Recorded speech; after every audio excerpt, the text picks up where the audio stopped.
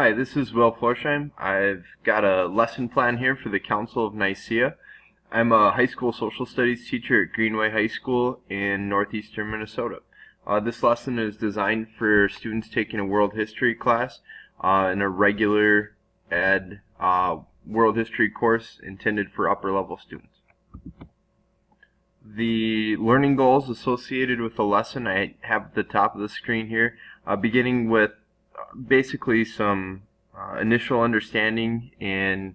some of the historical actors, motivations for, challenges related to the Council of Nicaea, and then the outcomes. Progressing to more rigorous learning outcomes related to having students understand the nature of creeds, some of the things that have complicated creeds over time, and then ultimately having students actually work with the Bible itself and Scripture, Bible verses, to analyze themselves some of the very things that people were working on at Nicaea in terms of the relationship between God and Jesus, and trying to marry those differing understandings that they had in the 4th century. You can also see at the bottom of the page some of the state standards that are linked to this lesson. The lesson will begin with a word association activity, and when I use these in class, sometimes all it is I have some words listed here, and I'll progress one at a time through these, basically asking students to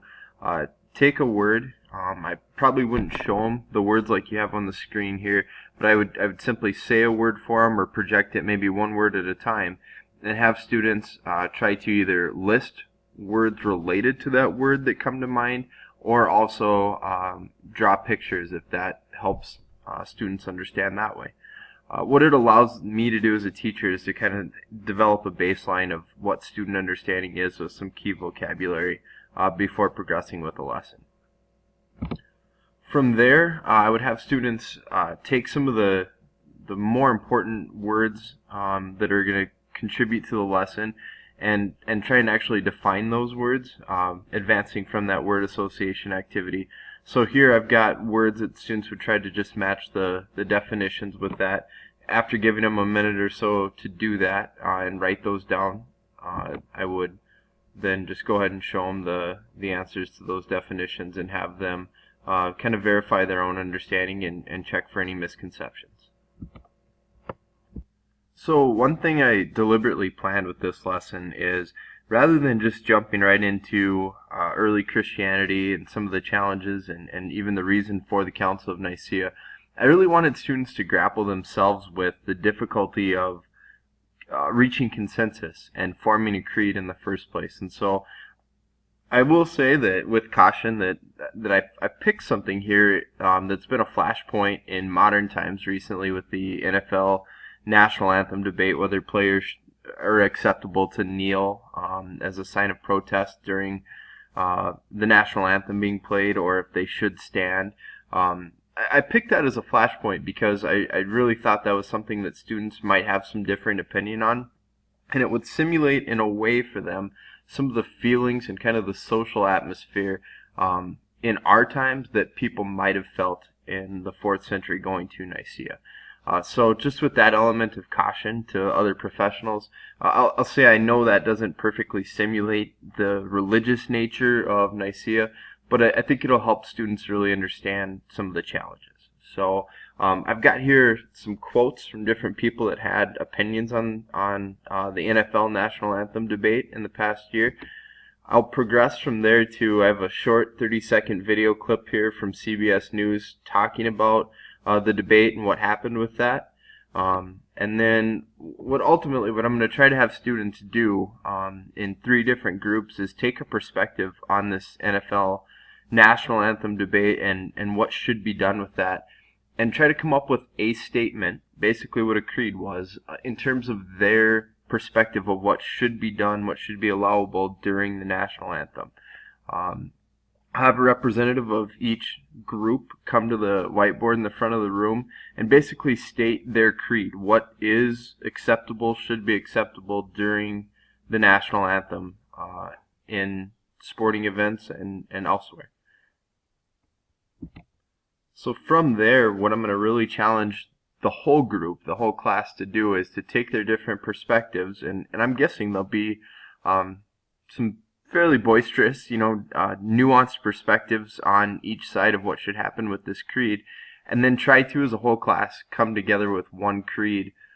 despite their different perspectives in terms of what should be done during the national anthem, what is acceptable, maybe what's un-American to do during the national anthem, and see if kids can't, at the end of it, reflect what is truly was difficult about forming creeds, from the beginning of time. So after we've gone through that process and given students an opportunity to really think about what was difficult in creed formation, we'll get into the background of the Council of Nicaea, beginning with some of the early rise of Christianity. Students already have had some background in a previous lesson about Jesus of Nazareth and how the Bible is laid out between Old Testament and New Testament. Even some elements of persecution regarding Christianity and its place in the Roman Empire. So a lot of that will be background information, and so anything that you see on further slides here is going to kind of be either a little bit of review or really some new information for students. We'll start with trying to get them to take Cornell notes, which can be a struggle, but it's really a format that I use with my students to try to help them get what they can as quickly as they can, but also with something that they can refer to that'll help them later on when they're studying. So before I give them any direct instruction, one thing that I think will help students kind of pique their interest is the Da Vinci Code's a movie from this millennia that kind of talked about, there's been a lot of debate about the accuracy or inaccuracy of the video and some of what it postulated about early Christianity. But this clip really does a good job kind of piquing kids' interest about what may or may not have happened at the Council of Nicaea and prompted that. So I've got 3 rows in my classroom. Try to give each row something to look for in what is about a 3-minute video clip introducing the Council of Nicaea. From there, I've got some notes for students. Because of the nature of me presenting this to other professionals, I'm not going to go in depth into all these notes, but just some of the overviews of who Constantine was prior to the Council of Nicaea, how he came into power, eventually coalesced power for himself in the empire. Talk about where the place of Christianity early in Constantine's rule, why he was willing to issue the Edict of Milan, allow Christianity, some of the debate about the religion in his own life, in terms of whether he truly accepted the faith, or if he didn't, but yet nonetheless how he still was a decisive supporter of Christianity where other Roman emperors maybe hadn't been in the past. From there, we'll give students a little background on the Council of Nicaea, what the purpose of it was, how it was really intended to solve some of the divisions that had developed in the early church, but yet for Constantine it might have solved the political purpose of trying to create unity where the church was now truly a faction in and of itself to be dealt with and to be recognized within the Roman Empire, knowing that he couldn't just leave the church to solve its own problems because something unsuccessful for him in terms of how they solved the problem could have created further problems. I've got 2 maps here to give students a little background in terms of how Christianity already had spread at this time, and then where exactly the Council of Nicaea was held. I think it's important to have students see where the council was held at, and then just the number of monasteries that had already developed, or monastic communities that had developed in the eastern part of the empire, so that students understand the implications of having the Christian church spread and developed so thoroughly throughout the Roman Empire by this time.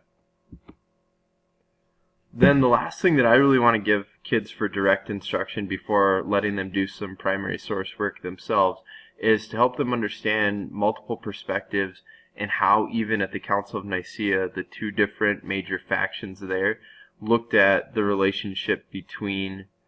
God and Jesus Christ, his son, and whether they were, from the Alexandrian perspective, one and the same, or the Arian faction, really two different beings that couldn't, because of the nature they were defined as, ever be truly the same. So I want students to understand that, while also taking note of this bolded point I made on the screen here, that it wasn't that they weren't believers in Christianity, but just the importance of sometimes you're talking about the same thing, but you're still looking at it through different lenses or different perspectives. So from there, the next thing is I'm going to have students do some group work and actually look at some scripture, which can be a little bit uncomfortable for a public school teacher to use the Bible as literature, but I'm going to give it a shot here by having students in 4 different groups look at each of the Gospels, and each group of kids will have one of the Gospels to look at some scripture that I've kind of picked from each book, to have students look at some of those verses and challenge themselves to say, wow, is this really this scripture saying God and Jesus were the same? Or no, I think it really is establishing that they weren't the same. So what I'm going to ask kids to do is, on the worksheet that they receive, basically denote yes, I think equal, or no, I'm going to use a symbol to mark unequal, and then to provide some of their own rationale and reasoning. So here's 2 different examples of what those worksheets look like. Fairly similar in nature, one for a group that will receive scripture from Matthew, and another group that will receive scripture from John. After students have had a chance to look at that scripture on their own, they'll have an opportunity to work with a partner, trying to answer this essential question from what they've read. Were Jesus Christ and God identical, of one substance, or were they not? Compare their responses with one another and talk through some of their reasoning. And then ultimately, within their whole group, so the whole group that had Matthew or Mark, for example, they're going to have to try to come to a conclusion about, yes, Jesus and God were identical from what we've read in the literature, or no, they weren't, and try to make their own final assumption, basically, as if they were determining this for a creed, just like they did at Nicaea. So then what each group will do is have a representative come to the whiteboard in the front of the room and show their symbol for either equal or unequal on the whiteboard, but also then list out maybe 1 or 2 specific scriptures from their gospel that prove to them, as a group, if they can agree, why God and Jesus either were the same or were not. And this will give us an opportunity to have some visual, but then also for students to kind of use this to jump into a conversation as a whole group about what all the Gospels together seem to suggest. The last thing students will do as part of this lesson then is individually they'll do what's called a raft writing assignment, where they take a specific role, speak to a specific audience, and on the topic that you see on the screen here, they're going to attempt to justify their own view of Jesus and God as similar or different, as they act as if they were a bishop themselves at Nicaea, writing to new believers saying, this is who Jesus was, this is who God was, and try to basically justify their opinion from scripture that they saw in class today. So I've got a rubric here. I won't go through each of the points, but basically it asks students to be clear in the perspective they're taking and the role they're arguing from. As a bishop, provide evidence from scripture either they considered in class or another group possibly presented, and then just to make sure that their writing is clear, concise, and that they're doing a good job basically advancing their perspective. That concludes my lesson on the Council of Nicaea. Thank you very much.